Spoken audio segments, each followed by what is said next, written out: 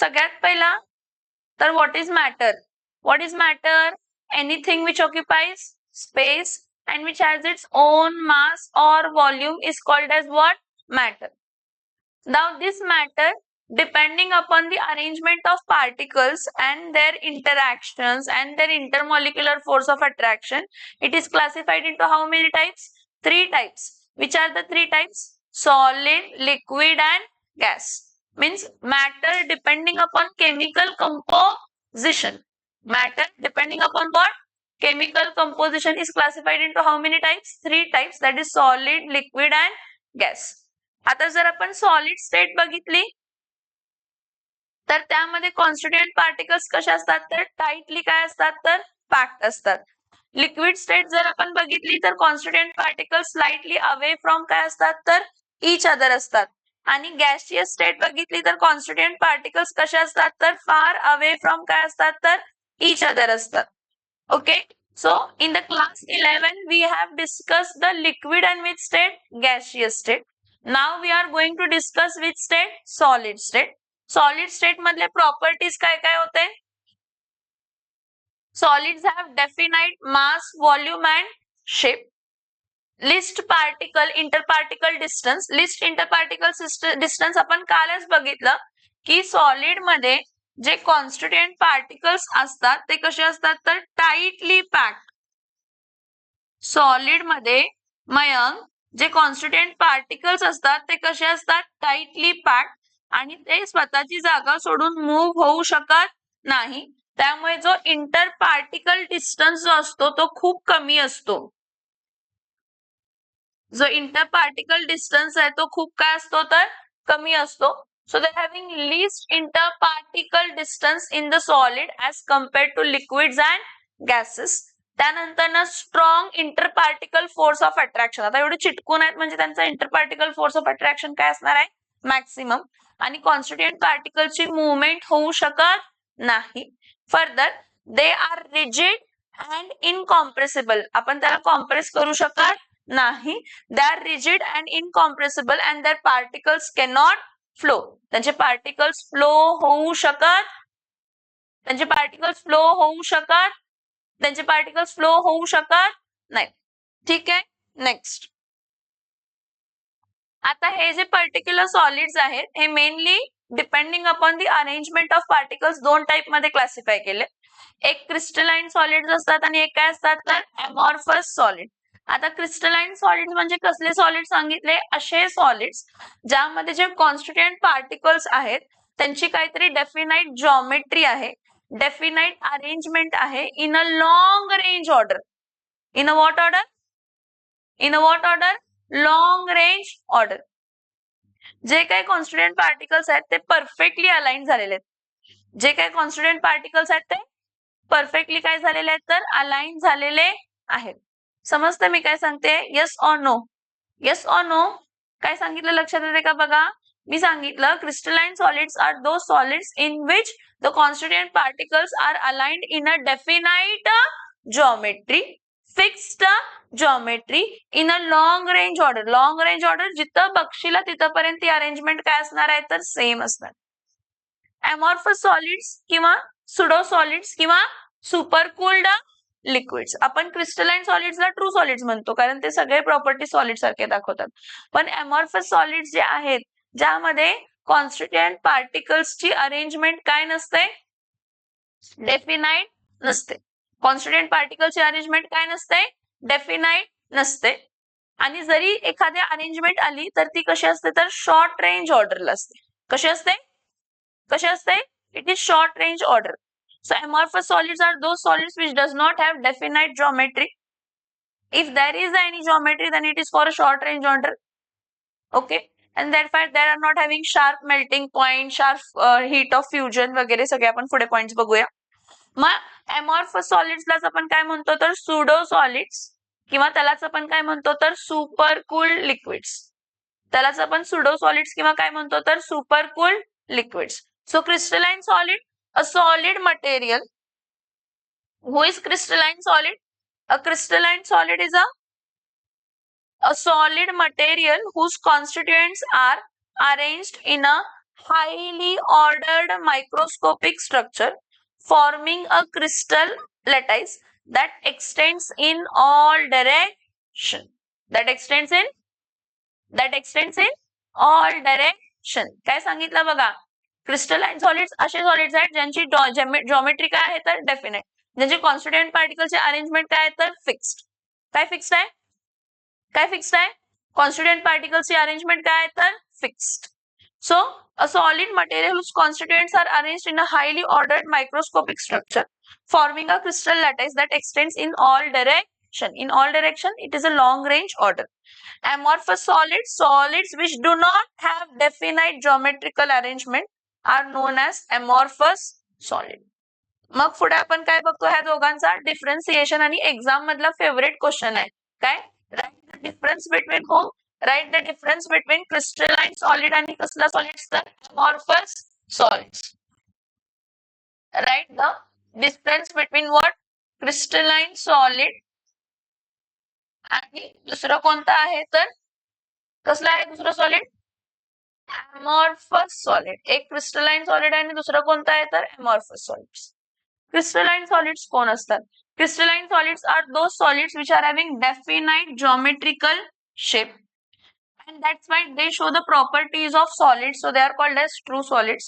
What are properties of solids? They are having sharp and characteristic melting point. Sharp and characteristic melting point, for example, काल मी तुम्हाला सांगितलं की लोखंड, ion जे आहे 1050 डिग्री सेल्सिअसलाच मेल्ट होते. म्हणजे जेव्हापर्यंत तो टेम्परेचर अचीव होत नाही तेव्हापर्यंत मेल्टिंग होणार नाही. जेव्हापर्यंत तो टेम्परेचर अचीव होणार नाही तेव्हापर्यंत मेल्टिंग होणार. So constituent particles are a long range order in arrangement, have a fixed and sharp melting point. इथे एक पॉइंट नाही आहे. They have definite heat of fusion. Crystalline solids have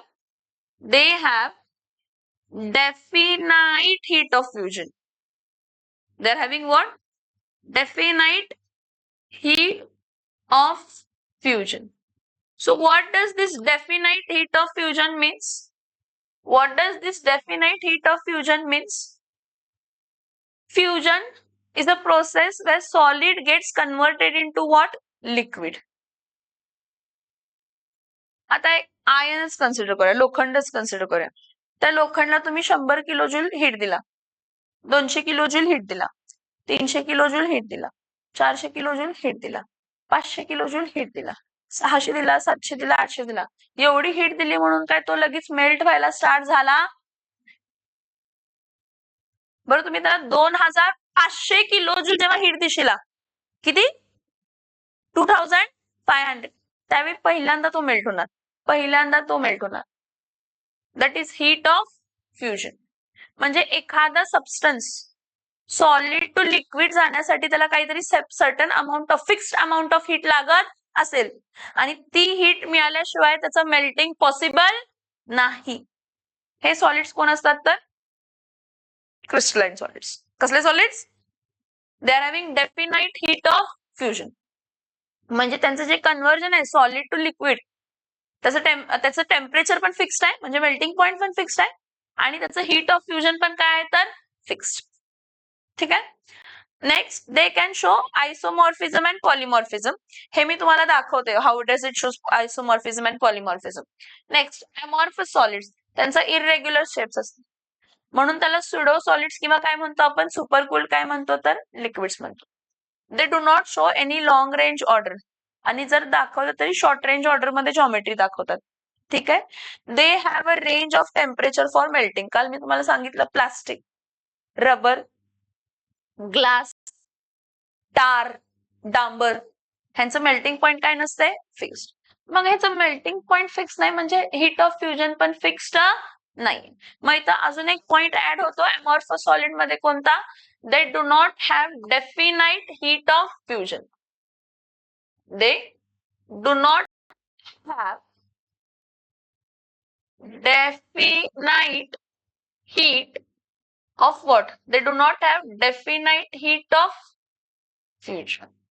They do not have definite heat of fusion. They do not have definite heat of fusion.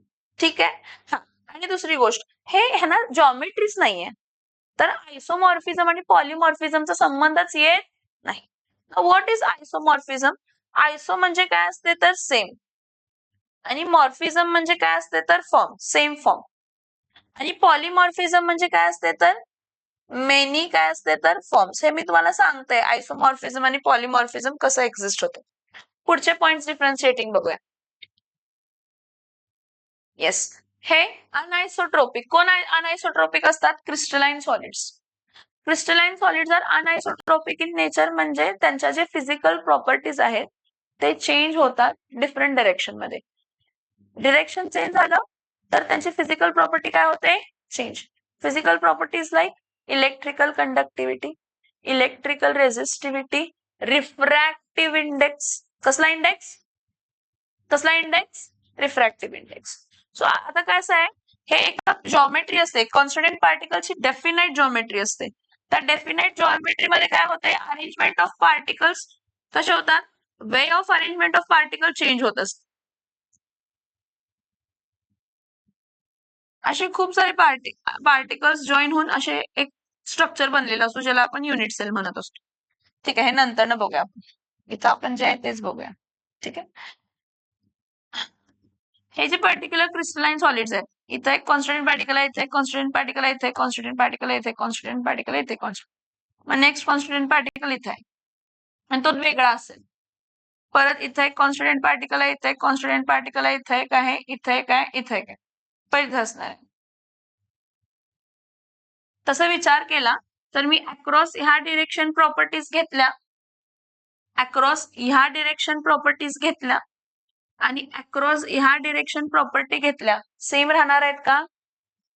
इथं arrangement particles वेगळी होती, इथं वेगळे particles होते, आणि इथं जेव्हा मी डायगोनली गेले तेव्हा एक पार्टिकल, मग दुसरा पार्टिकल, एक पार्टिकल, मग दुसरा पार्टिकल.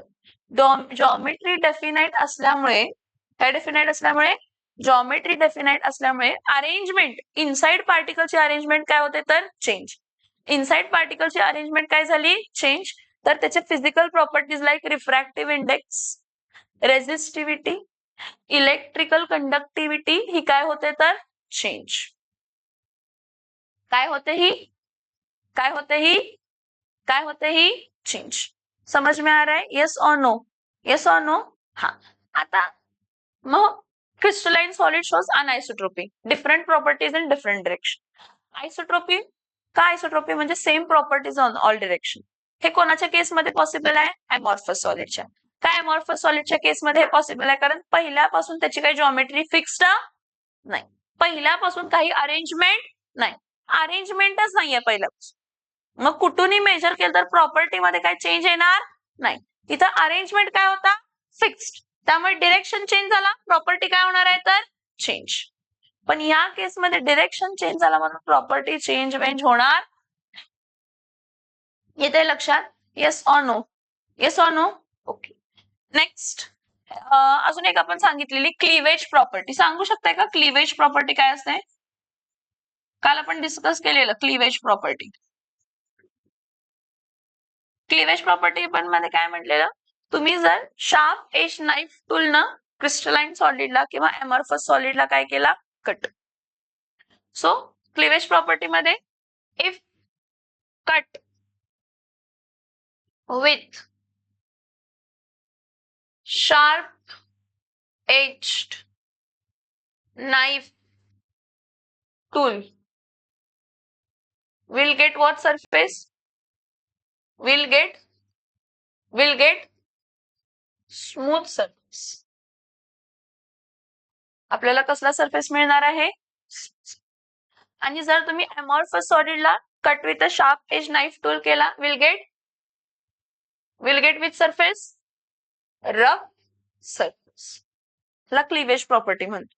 की जर तुम्ही शार्प एज नाईफ टूल न एखाद्या क्रिस्टलाइन सॉलिडला कट केला तर तुम्हाला कसला सरफेस मिळतो? Smooth surface. आणि जर तुम्ही एखादा अमॉर्फस सॉलिडला शार्प एज नाईफ टूल न कट केला तर तुम्हाला कसला सरफेस मिळतो तर रफ सरफेस मिळतो. कसला सरफेस मिळतो? रफ. येते लक्षात मी काय सांगते? ओके, ठीक. सो एक्झाम्पल सगळे मेटल्स, सगळे आयोनिक सॉलिड्स आणि सगळे मॉलिक्युलर सॉलिड्स हे कोणते सॉलिड्स असतात तर क्रिस्टलाइन सॉलिड्स असतात.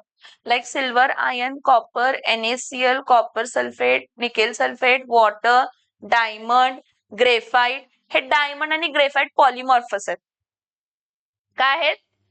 पॉली म्हणजे मेनी फॉर्म्स, म्हणजे सेम कार्बन क्रिस्टलाइज होणार वेगवेगळ्या जॉमेट्रीमध्ये. सेम कार्बन ॲटम ची अरेंजमेंट ऑफ पार्टिकल्स काय होणार आहे? Change. Arrangement of particle change झाली, जॉमेट्री काय झाली? चेंज. म्हणून तुम्हाला दोन वेगवेगळे सबस्टन्स मिळणार आणि त्यामुळे त्यांचे प्रॉपर्टीज काय होणार आहे? चेंज. त्यामुळे त्यांची प्रॉपर्टीज काय होणार आहे? चेंज. फॉर एक्झाम्पल कार्बनचे जर पॉलिमॉर्फिक फॉर्म बघितला, सेम एलिमेंट जेव्हा एकापेक्षा जास्त वेगळ्या वेगळ्या वे मध्ये क्रिस्टलाइज होते त्याला आपण पॉलिमॉर्फस म्हणतो. काय म्हणतो आपण त्याला? आपण ग्रुप 13, 14, 15 हा टॉपिक बघितलाय 11वीला. त्यामध्ये ग्रेफाइट, फुलरन आणि डायमंड हे काय आहेत तर पॉलिमॉर्फस फॉर्म आहेत. कसले फॉर्म्स आहेत? म्हणजे same carbon crystallizing in different way. Different way मध्ये क्रिस्टलाइज झाला, त्याचे फिजिकल प्रॉपर्टीज काय झाले? चेंज. केमिकल प्रॉपर्टीज चेंज होत. ठीक. ओके. नेक्स्ट बघा, हे अमॉर्फस सॉलिड्स मध्ये कोळसा, कोक, कोळशाचे सगळे फॉर्म, कोक, नंतर glass, plastic, amorphous silica, rubber, starch are the example of which solids? Amorphous solids. कसले सॉलिड्स? हे एवढं आपण काल बघितलेलं होतं आणि इंट्रोडक्शन चालू केलेला. आपण सॉलिड्स मध्ये दोन प्रकार बघितले, क्रिस्टलाइन सॉलिड आणि काय असतात तर amorphous सॉलिड्स. आता क्रिस्टलाइन सॉलिडचे टाइप्स बघायचे. कशाचे टाइप्स बघायचे? Crystalline solids. Crystalline solid based on the nature of bond.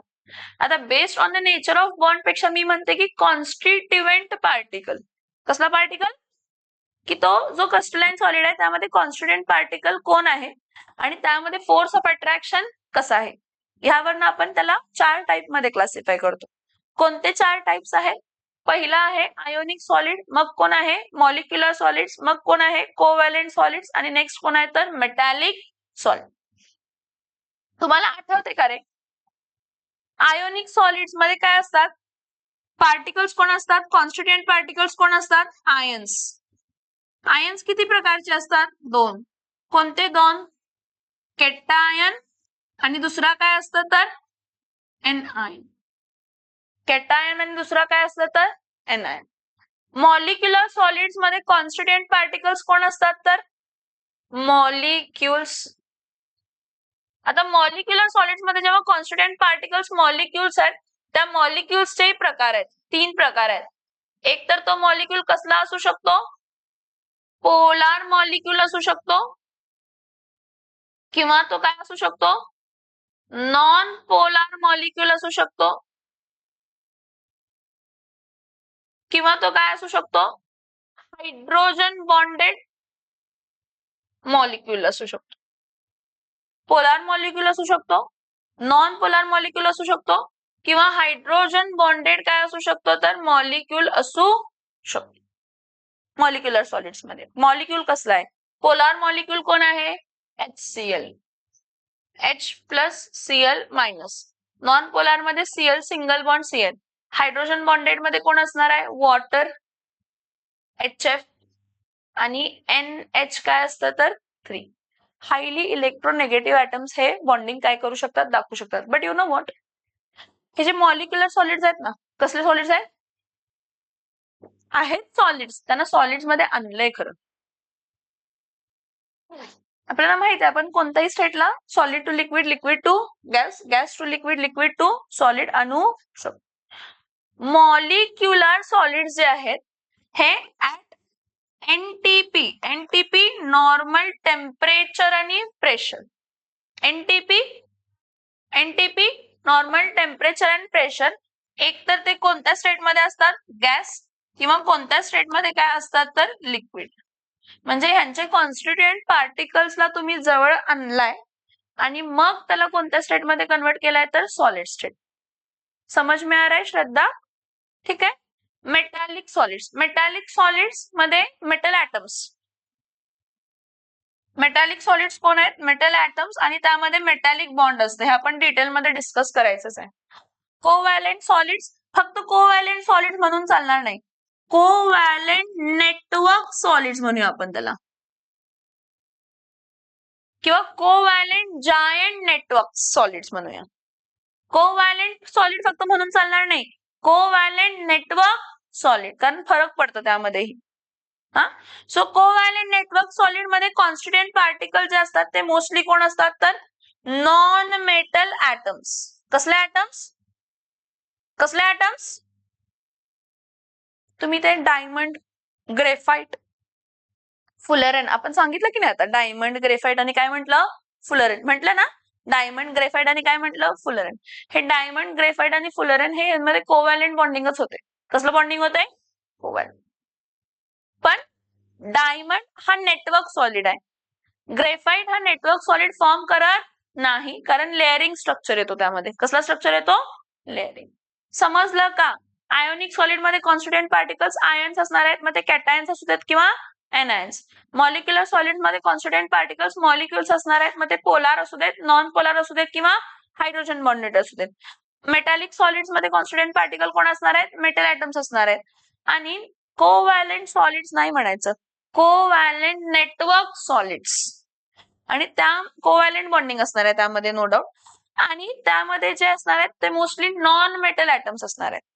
कोण असणार आहेत मोस्टली? कोण असणार आहेत मोस्टली? Non metal atoms. कोण असणार आहेत मोस्टली? नॉन मेटल काय असणार आहेत? तर ऍटम. समजतंय का? Yes or no?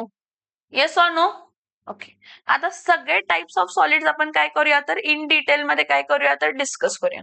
सगळ्यात पहिला आयोनिक सॉलिड्स. कसले सॉलिड्स? Ionic solids. आता NaCl घेतला तर नॉर्मली आयोनिक सॉलिड्स हे 2 डायमेन्शन मध्ये दाखवते मग, पण असतात 3 डायमेन्शन मध्ये. एक कॅटायन, त्याचा नेबर कोण असणार आहे तर एनायन.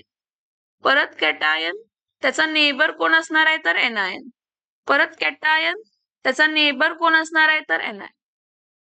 परत एनायन, त्याचा नेबर कोण असणार आहे तर cation.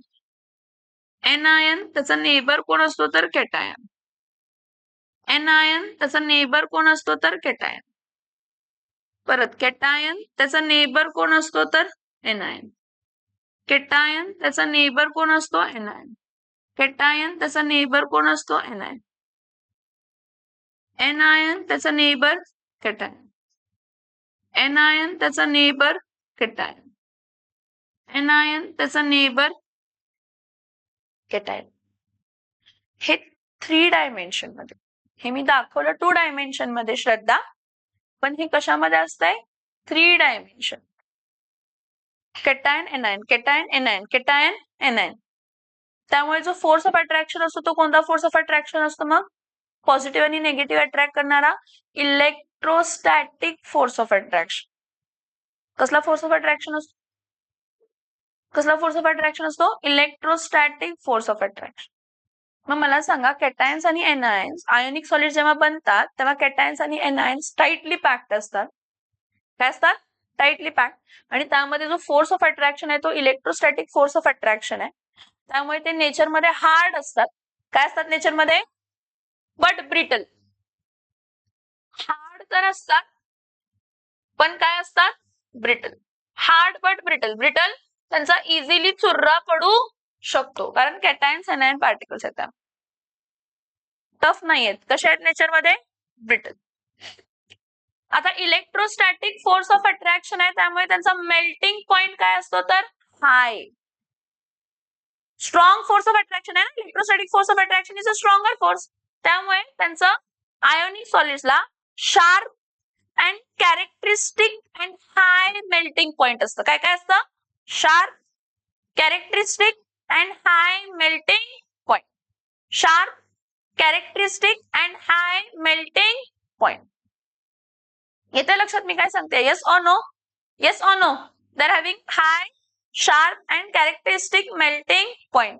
But you know what? They are good conductor of heat. Conduction होतंय मैत्री त्यांच्यामध्ये. काय होतं त्यामध्ये? Conduction. But they are bad conductor of electricity. Ionic solids are bad conductor of electricity in solid state. कारण सॉलिड स्टेट मध्ये त्याचे कॅटायन्स आणि एनायन्स टाइटली पॅक्ड आहेत. स्वतःची जागा सोडू शकत. कॅटायन्स आणि एनायन्स कशा आहेत? कॅटायन्स आणि एनायन्स, कॅटायन्स आणि एनायन्स कशा आहेत? कॅटायन्स आणि एनायन टाइटली पॅक्ड, स्वतःची जागा सोडू शकत. कॅटायन्स आणि एनायन्स टाइटली पॅक्ड आहेत, स्वतःची जागा सोडू शकत. मग चार्ज फ्लोच होणार नाही. आणि इलेक्ट्रिक करंट कधी फ्लो होतो? जेव्हा चार्ज फ्लो होतो, जेव्हा there is a movement of charge.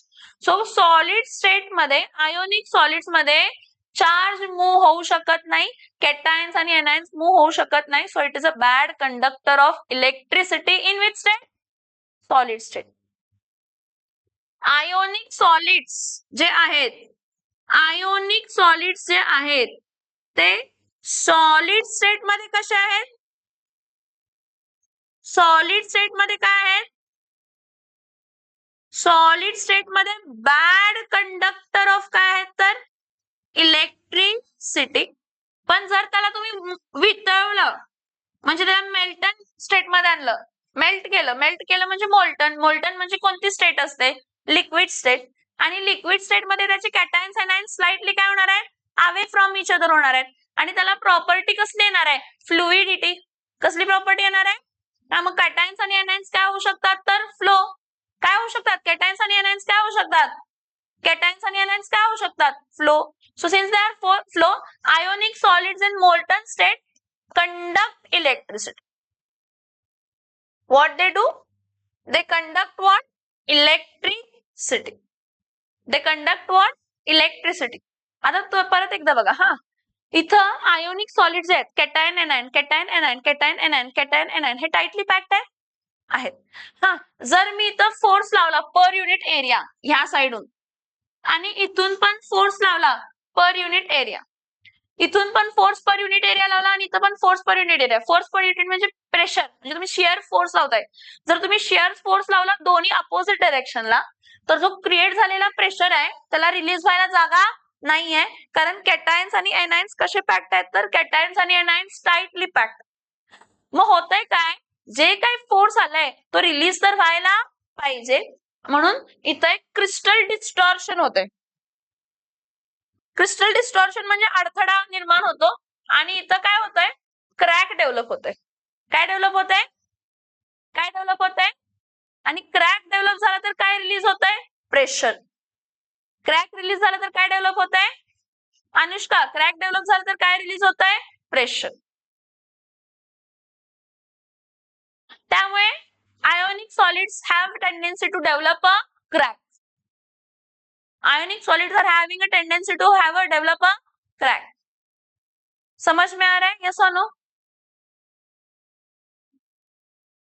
Slow. Fast नको, slow. जर तुम्ही पर्टिक्युलरली क्रिस्टलाइन सॉलिड्स बघितला, त्या क्रिस्टलाइन सॉलिड्स मध्ये जे काय कॉन्स्टिट्युएंट पार्टिकल्स आहेत ते बघितला. फॉर एक्झाम्पल आयोनिक सॉलिड्स आहेत, त्या आयोनिक सॉलिड्स मध्ये कॅटायन्स एनायन्स, कॅटायन्स एनायन्स, कॅटायन्स एनायन्स कसे पॅक्ड आहेत? Tightly packed. मग टाइटली पॅक्ड आहे, प्रेशर लावला इथून पण, तो प्रेशर काय रिलीज व्हायला जागा नाही, कारण फ्री स्पेसच नाहीये. मग ते प्रेशर रिलीज होण्यासाठी क्रॅक डेव्हलप होतं. तुमचं फ्रॅक्चर हाताचं पायाचं जेव्हा होतंय तेव्हा फ्रॅक्चर का डेव्हलप होतंय? तर तुमचे बोन्स जे आहेत ते कॅल्शियम आयन्सचे वगैरे बनलेले असतात, मिनरल्स असतात. मग जेव्हा कुठेतरी इम्पॅक्ट झाला ना, जाऊन धडकला ना, फोर्स धडकला असं, pressure per unit area create, force per unit area create झाला असणार आहे ना. मग तो पर युनिट एरिया जो काही फोर्स क्रिएट झाला तो रिलीज करायला जागा नाही, ब्रिटल आहे, म्हणून काय डेव्हलप झाला? क्रॅक. म्हणजे तिथून काय रिलीज झाला? प्रेशर क्रिएट झालेला. काय रिलीज झाला? प्रेशर रिलीज झाला. समजतात आयोनिक सॉलिड्स बद्दल काय काय सांगितलं? ठीक. So ionic solid ions are the constituent particles form by the 3D arrangement of cations and anions. हे जे मी दाखवले हे 2D अरेंजमेंट आहे. ह्यालाच इमॅजिन करा कशा आहेत? तर 3D, 3 dimensionally cation anion, cation anion, cation anion. ठीक आहे. Next, they are hard and brittle in nature. ते कसे आहेत नेचर मध्ये? हार्ड पण ब्रिटल आहेत. ब्रिटल आहेत म्हणजे क्रॅक इझिली डेव्हलप होतो, त्याचा चुर्रा इझिली पडू शकतो. Next, they are having high melting and boiling point. See, they are having high, sharp, characteristic melting point. High, sharp, characteristic melting point. Fixed melting point आहे. हाय पण आहे आणि फिक्स्ड पण आहे. हाय पण आहे आणि फिक्स्ड पण आहे. समजते मी काय सांगते? Yes or no? नेक्स्ट बघा. In solid state, they act as an electrical insulators. Solid state मध्ये ते इलेक्ट्रिसिटी पास करू शकत, कारण त्याचे कॅटायन्स आणि एनायन्स मध्ये मुवमेंट असते की नसते? असते की नसते? In the molten state, they act as a electrical conductors because molten state मध्ये त्यांचे कॅटायन्स आणि anions slightly away from each other झालेले असतात आणि ते इझिली काय होऊ शकतात, तर मूव्ह होऊ शकतात. एक्झाम्पल NaCl, ZnSCsCl हे बघा, Na plus Cl minus, Zn2 plus H2 minus, Cesium plus Cl minus, Ca2 plus F2 minus, Ca2 plus F2 येतं काय येतं? F4 नाही येत, F2, CaF2 येतंय. Ca काय येतंय? F2, कारण कॅल्शियमची ऑक्सिडेशन स्टेट +2 असते आणि फ्लोरीनची ऑक्सिडेशन स्टेट काय असते, तर -1. फ्लोरीनची ऑक्सिडेशन स्टेट काय असते? -1.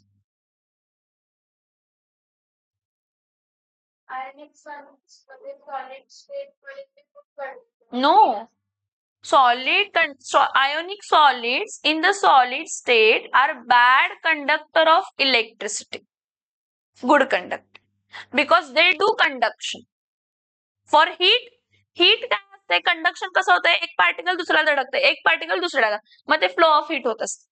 सो सॉलिड स्टेट मध्ये ते होऊ शकतं, फ्लो ऑफ हीट होऊ शकतं, पण फ्लो ऑफ इलेक्ट्रिसिटी होऊ शकत नाही.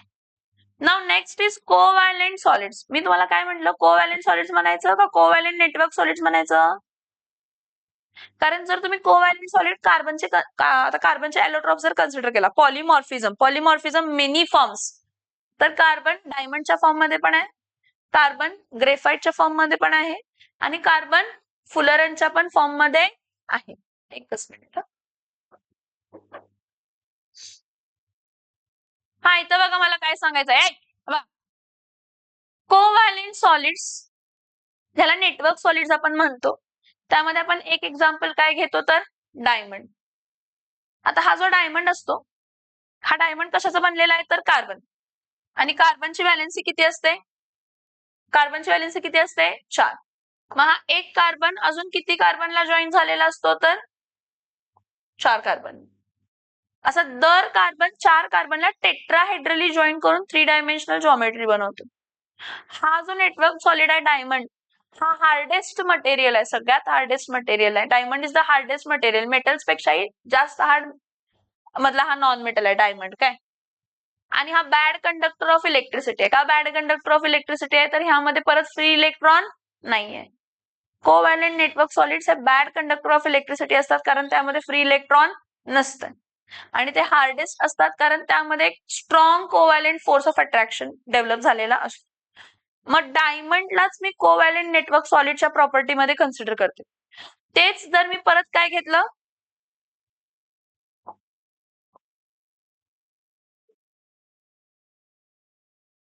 इथं बघा, हा ग्रेफाइट आहे. हा कोण आहे? ग्रेफाइट. हा ग्रेफाइट पण कार्बनचाच बनलेला आहे, काय वेगळा बनलेला नाहीये. ग्रेफाइट पण कशाचा बनलेला आहे? कार्बनचाच. पण ह्या ग्रेफाइट मध्ये काय होतंय, ही जी लेअर आहे ना, ह्या लेअर मध्ये हे एक कार्बन आहे. हा जो कार्बन आहे, हा अजून किती कार्बनला जॉईन आहे सांगा? 3 कार्बनला. 4 व्हॅलेन्स असायला पाहिजेत ना, पण एक कार्बन किती कार्बनला जॉईन आहे? 3. sp2 हायब्रिडाइज असतो. चौथा जो इलेक्ट्रॉन असतो की नाही, तो चौथा इलेक्ट्रॉन असा 2 लेअर मध्ये काय होत असतं, तर फिरत असतं. ही एक लेअर आणि ही एक लेअर, ह्या 2 लेअर मध्ये चौथा इलेक्ट्रॉन काय करतो? फिरतो. कार्बनला इलेक्ट्रॉन बाहेरच्या शेलमध्ये किती आहेत? 4. त्या 4 इलेक्ट्रॉन मधले 3 इलेक्ट्रॉन तो कोव्हॅलेंट बॉन्डिंगला फॉर्म करतो. तिसरा इलेक्ट्रॉन जो आहे तो लेयर्स मध्ये फिरतो आणि अशी एक लेअर, 2 लेअर, हे बघा, ही फर्स्ट लेअर, ही सेकंड लेअर, ही थर्ड लेअर, ती लेअर प्रॉपर्टीमुळे त्यांना स्लाइडिंग प्रॉपर्टी येते. मग डायमंड हार्डेस्ट असते की नाही, तसं हा ग्रेफाइट सॉफ्ट आहे. कसा नेचर मध्ये soft. Diamond good conductor of electricity आहे, graphite bad conductor of electricity. पण हा नेटवर्क सॉलिड मध्ये येत नाही. डायमंड कसल्या सॉलिड्स मध्ये येतो, नेटवर्क सॉलिड. हा नेटवर्क सॉलिड मध्ये येत नाही. त्याला चचून बघितलं, फुलरन किंवा बकमिनिस्टर बॉल, ह्यामध्ये कार्बन जो आहे अजून किती कार्बनला जॉईन होतो, 3.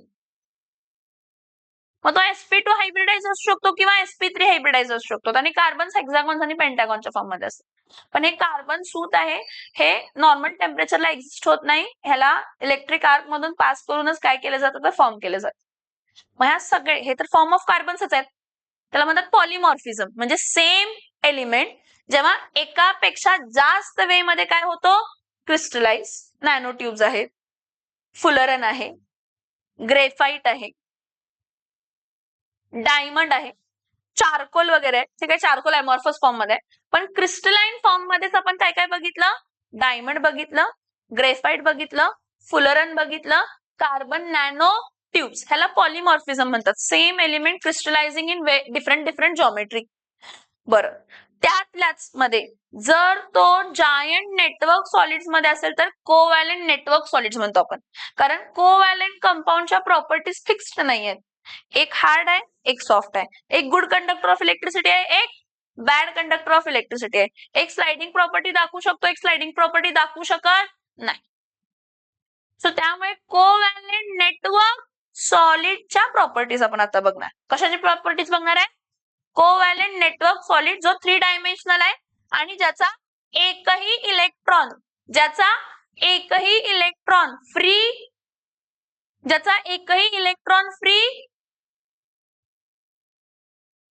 इथं बघा, the atoms or chemical subunits are bonded by the conventional covalent bond, that is sharing of electron. and conventional covalent bond का म्हटलं, म्युच्युअल शेअरिंग. शौर्य, तू एक इलेक्ट्रॉन देणार, मी एक इलेक्ट्रॉन देणार. Mutual sharing. कसला शेअरिंग आहे, mutual sharing. Okay. In a continuous network, मी कितींदा सांगितलं, network solid, network solid, network solid, network solid. म्हटलं की नाही म्हटलं, येस और no, yes. So also called as giant molecules or network solid. They are very hard and brittle. They have extremely high melting point. Only when that covalent solid is a covalent network solid. Only when the covalent network solid. Hard आहे, brittle आहे. Extremely हाय काय आहे तर melting point आहे. परत atoms held very strongly due to strength and directional nature of covalent bond. हे एक्झामला विचारतात की which of the following is directional in nature. Covalent bond हा कसा असतो नेचर मध्ये, डायरेक्शनल. कोव्हॅलेंट बॉन्ड हा कसा असतो नेचर मध्ये, डायरेक्शनल. कोव्हॅलेंट बॉन्ड हा कसा असतो नेचर मध्ये, डायरेक्शनल इन काय असतो तर नेचर. ठीक आहे. They are insulators. Y they are insulators, means they are bad conductor of electricity. Y they are insulators, tell me. Y they are insulators, tell me. They do not have free electrons. What they do not have? What they do not have? Free electrons. आता इथं दिलंय diamond, graphite. Graphite हा property totally opposite दाखवतो network solids पेक्षा. दिलंय, पण आपण त्याला नेटवर्क सॉलिड मध्ये कन्सिडर करू शकत नाही, कारण त्याला स्लाइडिंग प्रॉपर्टी आली, तो सॉफ्ट असतो, तो बॅड कंडक्टर ऑफ इलेक्ट्रिसिटी. हा ठीक आहे. सिलिकाचे जेवढे काय आहेत ते सगळे, सिलिका, SiO2, सिलिकॉन कार्बाइड, हे सगळे नेटवर्क सॉलिड असतात आणि ते सगळे बॅड कंडक्टर ऑफ इलेक्ट्रिसिटी असतात आणि ते हार्डेस्ट असतात. त्यांचा मेल्टिंग पॉइंट खूप काय असतो तर हाय असतो. काय असतो मेल्टिंग पॉइंट, काय असतो मेल्टिंग पॉइंट, हाय. हे समजले का? हे कोण आहेत होते दोन, कोणते दोन बघितले आपण, कोव्हॅलेंट. आयोनिक आणि काय बघितलं, कोव्हॅलेंट सॉलिड. क्रिस्टलाइन सॉलिड आहे, ग्रेफाइट आहे. नेटवर्क सॉलिड तुम्हाला मॅम आहे की एक लेअर, होय लेअर आहे, फ्री इलेक्ट्रॉन आहे, त्यामुळे प्रॉपर्टीज टोटली नेटवर्क सॉलिड्स पेक्षा चेंज होतात. समजते हे 2 पॉइंट.